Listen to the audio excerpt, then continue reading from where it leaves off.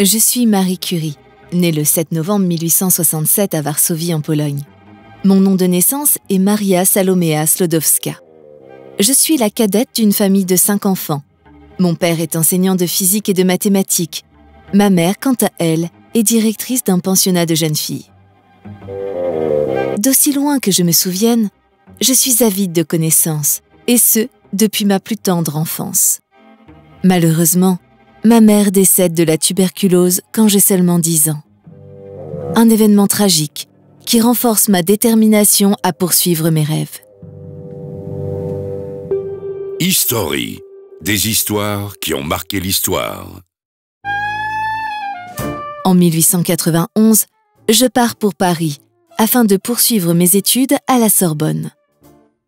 Je suis une des rares femmes à pouvoir y étudier dans ce milieu principalement masculin.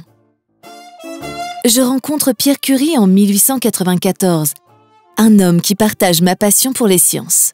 Bref, de fil en aiguille, nous nous marions l'année suivante, en 1895.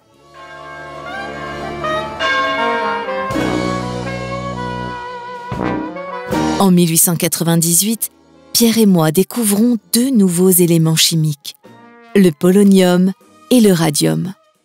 C'est une découverte qui changera la science pour toujours. La radioactivité, un terme que je suis la première à utiliser, devient mon champ principal de recherche. Je suis fascinée par les rayons invisibles émis par le radium. La science vient de faire un sacré saut en avant. Effectivement, 2 scientifiques français, Pierre et Marie Curie, viennent de découvrir 2 nouveaux éléments chimiques, le polonium et le radium. En 1903, Pierre et moi recevons le prix Nobel de physique avec Henri Becquerel. Et le 2e prix Nobel est décerné à Pierre et Marie Curie. Je suis donc la toute première femme à recevoir ce prix, ce qui fait de moi un symbole d'émancipation pour les femmes du monde entier. Incroyable! Marie Curie devient ainsi la première femme au monde à recevoir un prix Nobel. En 1911, je reçois un 2e prix Nobel, mais cette fois en chimie, pour mes travaux sur le radium et le polonium. De plus en plus fort chez les Curie! Après avoir déjà remporté un prix Nobel en 1903, voilà que Marie Curie remet le couvert en cette année de 1911 en raflant pour la seconde fois de sa carrière le 2e prix Nobel, mais cette fois en chimie. Mais où s'arrêtera-t-elle? Seule l'histoire nous le dira. En fait, je suis la seule personne à avoir reçu 2 prix Nobel dans 2 disciplines scientifiques différentes. Pendant la Première Guerre mondiale, j'établis des unités mobiles de radiographie, appelées Petite Curie, pour aider les médecins sur le front à traiter les soldats blessés.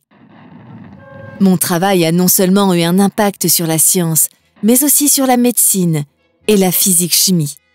Le radium est ainsi utilisé dans le traitement du cancer, une méthode encore utilisée de vos jours. Mes découvertes ont également ouvert la voie à l'étude de l'atome, ce qui a conduit à la création de l'énergie nucléaire.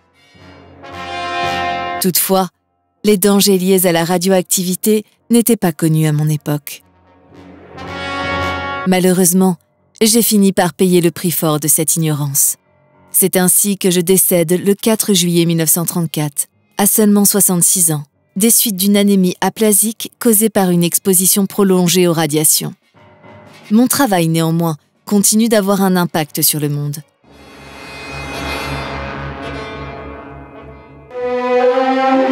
Finalement, si on y réfléchit bien, mon héritage va bien au-delà de mes découvertes scientifiques.